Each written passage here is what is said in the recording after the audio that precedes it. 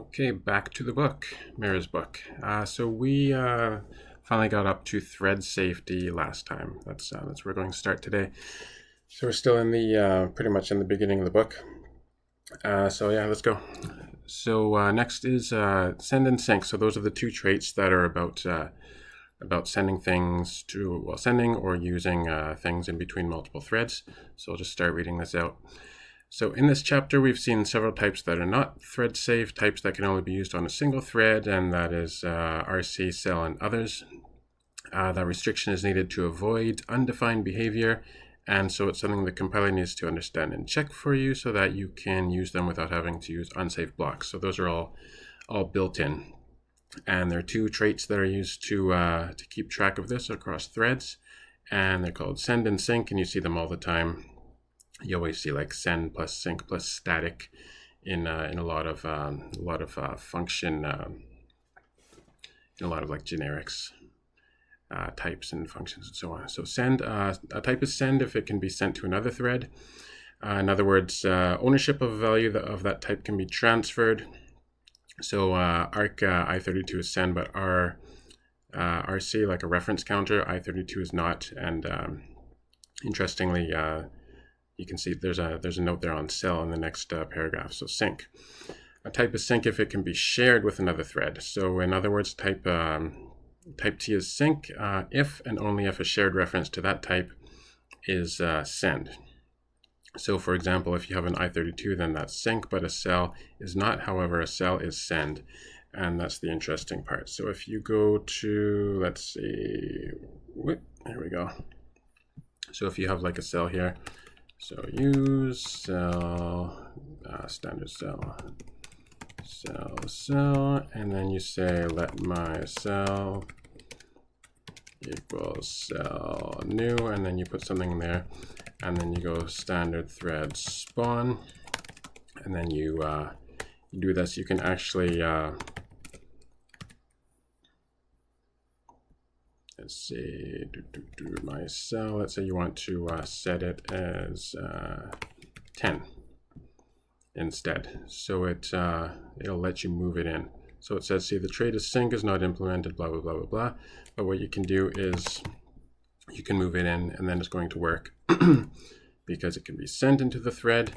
And that means that my cell dot set, if you try to do this after, then it's not going to be there. So you have a moved value, so it sends it in, and then you can see if you go to, let's see, cell documentation, where is it? There you go. Unsafe impl send for cell, so it's implementing send where T is send. So let's get back to the book. Let's see, both of these traits are auto traits. So you're going to see pretty much everything you make is going to end up with those by default, unless you're like holding something that is not, and that's where this phantom data comes in next. Both of these traits are auto traits, which means they're automatically implemented for your types based on their fields. So it looks at the fields and says, is this send and sync, and if they all are send and sync, then your type's going to be send and sync. And if one of them is not, then your overall type is not going to have that trait by default. So the way to opt out of either of these is to add a field to your type that does not implement the trait for that purpose. And that's why you see phantom data used sometimes, because it is it's treated as a T, except it doesn't exist at runtime. So there's no overhead. So it's a zero size type, taking no space. So it's just used for things like if you have a type and you don't want it to be send. And I saw that recently in this this crate I was using. They implemented something. It was what was it? I think it was Launch Darkly, but they had like this this sort of sender that it was like it was not supposed to implement send, and they later on did a PR and they added a phantom data to make it usable in places that, although my memory is kind of vague. But anyway, that's one of the recent places where I've seen an external crate using phantom data. So let's just type this out, window capture, And so phantom data is not, it's actually pretty simple. So standard marker, it's inside marker, you go phantom data, and then what do you do next? Where's my window? All right, struct X. So we're going to go struct X. And so X is going to be both send and sync. And let's say you have handle and you go I32. And then after that, you do like a not sync. And then you start it with this because otherwise it's no problem. But the compiler is going to complain at you that this hasn't been used, but we're not going to actually use it for anything.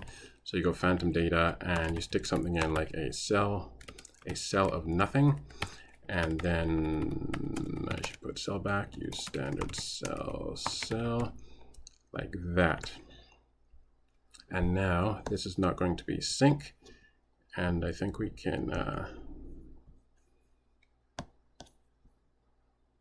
let's do cargo doc and see if we can look at it. So cargo doc open. And let's see, go to create random and struct. So here's our struct X. Oh, hold on.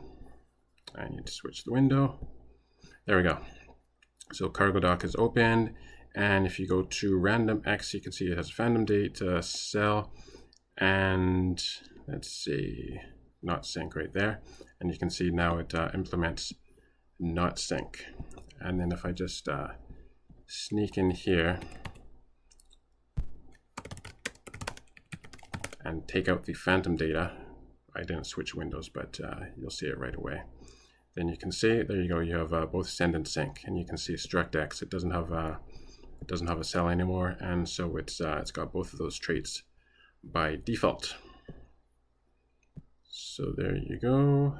Let's see, back to the book. What else happened? So there you go. In this example, X would be both send and sync if handle was its only field, as we just saw. But we added phantom data cell, which is treated as if it were a cell, and since it's not sync, and that's what we just saw. Now raw pointers are, you call them star const or star mute. That's what I've seen people call it anyway on their videos. And they're neither send nor sync. So let's say you have like a struct and it's holding one of them. What you have to do is this unsafe impl, because there's no way for the compiler to help you there. They don't know what this is pointing to. And so if we stick this in, we can do it ourselves. So we've got a struct T, and let's see, hold on, switching windows. Now what is that called? She just calls it a P mute. It's a star mute I32. By the way, I keep on hitting these semicolons because at EdgeDB you have these use semicolons in the schema, and my fingers have that habit built in at the moment. So there you go. You put that in there, and then this is not going to be send or sync. So what you have to do is unsafe impl, send for X, like that, unsafe impl, sync for X, and there you go. And when you're working with raw pointers, you're probably doing a bunch of unsafe stuff, so you might as well you're going to see that unsafe keyword quite a bit. So there you go.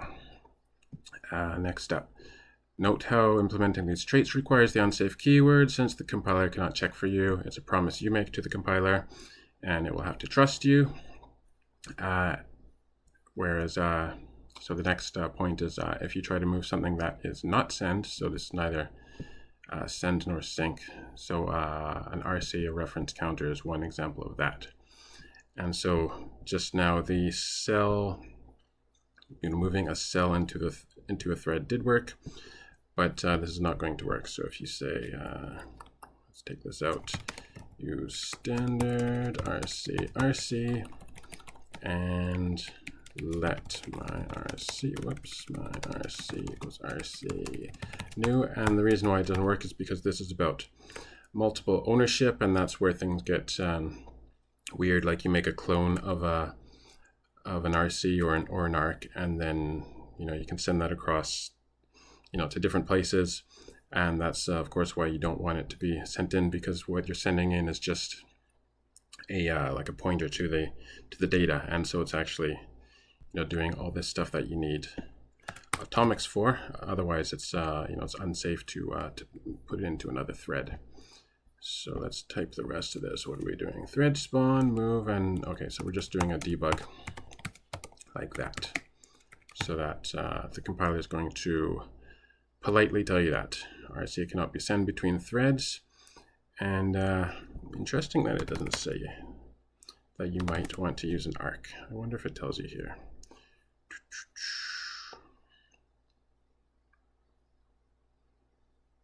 Yeah, interesting that the compiler doesn't say that you might want to use an arc.